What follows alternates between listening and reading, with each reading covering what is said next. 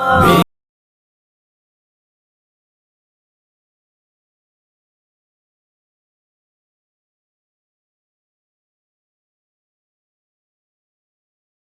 ہے جی، اللہ کا نام لے کے آگے چلیں جی۔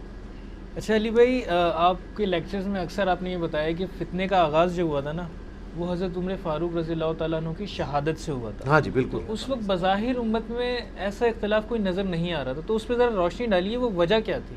بہت امپورٹنٹ کوسچن ہے۔ دیکھیں بخاری مسلم میں حدیث ہے، نبی صلی اللہ علیہ وآلہ وسلم نے فرمایا میری امت اور فتنوں کے درمیان ایک دروازہ ہے، جب وہ دروازہ توڑ دیا جائے گا نا تو فتنے شروع ہو جائیں گے۔ دروازہ کس لیے ہوتا ہے؟ کہ باہر سے کوئی دشمن انٹر نہ ہو گھر میں، ٹھیک ہوگا نا۔ تو یہ ایک رافضی کو میں نے سنا، وہ اس حدیث کو الٹا بیان کر رہا تھا کہ حضرت عمر جو ہے وہ فتنوں کا دروازہ ہے، نعوذ باللہ، استغفر اللہ واتوب الیہ۔ وہ حدیث کے الفاظ ہی خود حفاظت کر رہے ہوتے ہیں۔ حذیفہ ابن یمان ہی اس حدیث کے راوی ہیں، رازدار رسول۔ وہ 8 منافقین کے نام، 12 منافقین کے نام میں نے نہیں بتانا، وہ آپ نے خود پوچھ لیا۔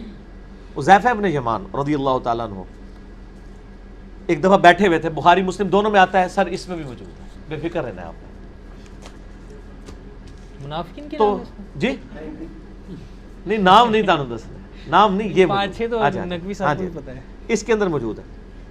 نقوی صاحب تو بھی نام شامل ہوتے اس نہیں میں نے کہا 5-6 ان کو بھی پتہ ہے۔ اچھا، اس کے اندر حدیث ہے کہ بخاری مسلم میں حدیث ہے کہ حضرت عمر ایک دفعہ اصحاب کے درمیان آتے ہیں، ان میں حذیفہ ابن یمان بھی موجود ہوتے ہیں، کچھ تابعین۔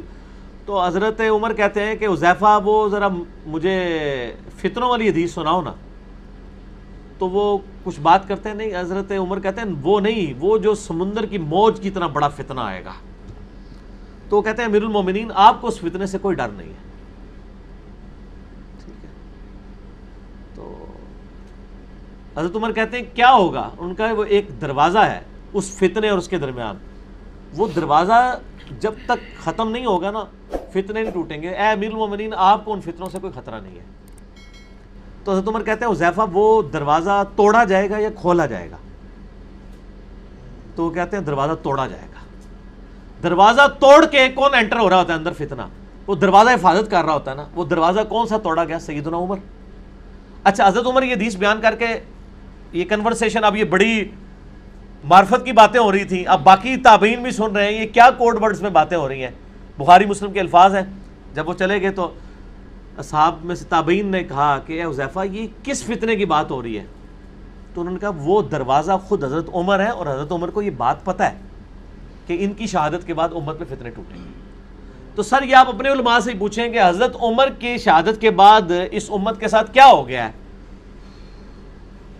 مینجمنٹ کمزور ہو گئی ہے۔ سیدنا عثمان غنی رضی اللہ تعالیٰ کے مبارک دور کے اندر کچھ ایسے پولیٹیکل ڈیسیژن ہوئے ہیں جس کی وجہ سے صحابہ کرام ان کے خلاف ہو گئے۔ اسی لیے کہا جاتا ہے ابو بکر عمر کی خلافت محفوظہ ہے اور عثمان و علی کی خلافت مفتونہ ہے۔ یہ نہیں ہے کہ نعوذ باللہ وہ خود فتنہ ہے، یعنی ایسے کچھ ڈیسیژن ہو گئے کہ مسلمان امت فتنوں میں پڑ گئی۔ خلافت محفوظہ حضرت ابو بکر اور عمر کی خلافت ہے۔ اور پھر وہ حدیث بھی تو ہے سر ابو داؤد کے اندر 4656، جو ایک پادری کے پاس حضرت عمر ایک بندے کو بھیجتے ہیں کہ بتاؤ تمہاری کتابوں میں میرے بارے میں کیا لکھا ہے؟ تو ان کا ایک آہنی دیوار، جو حضور نے بھی کہا ہے دروازہ، ان کا میرے بعد جو خلیفہ ہوگا کہتے ہیں کہ وہ بھی شریف النفس ہوگا، لیکن اس میں ایک کمزوری ہوگی، وہ اپنے رشتہ داروں کو نوازے گا۔ تو حضرت عمر کی زبان سے 3 دفعہ لفظ نکلے، خدا عثمان پر رحم کرے، خدا عثمان پر رحم کرے، خدا عثمان پر رحم کرے۔ حضرت عمر کو ساتھیوں کو پتہ ہوتی مینٹیلٹی، ان کے ذہن میں کمیٹی بھی تھی، سب کچھ تھا، ٹھیک ہو۔ اس ٹائم تو یہ تھیوری تھی نا، بعد میں پریکٹیکل بن گیا نا۔ پھر پوچھا اس کے بعد، ان کا اس کے بعد خلیفہ بھی بڑا نیک ہوگا، لیکن اس وقت تلوار نیام سے باہر آ چکی ہوگی، یعنی وہ کوشش کرے گا کسی طریقے سے معاملات کو سیٹل کرنے کی۔ وہ تو آپ کو پتہ ہے مستدل الحاکم میں سنن نسائی الکبریٰ کے اندر حدیث ہے، اے علی میں تجھے 2 بدبختوں کے بارے میں نہ بتا دوں؟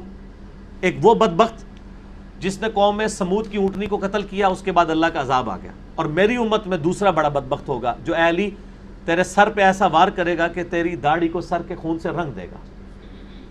تو حضرت صالح کی اونٹنی کو قتل کرنے کی وجہ سے ان کی امت پہ عذاب آیا، حضرت علی کو قتل کرنے کی وجہ سے اس امت پہ عذاب آیا کہ اس کے بعد امت کٹھی نہیں ہو سکی ایک امام کے نیچے،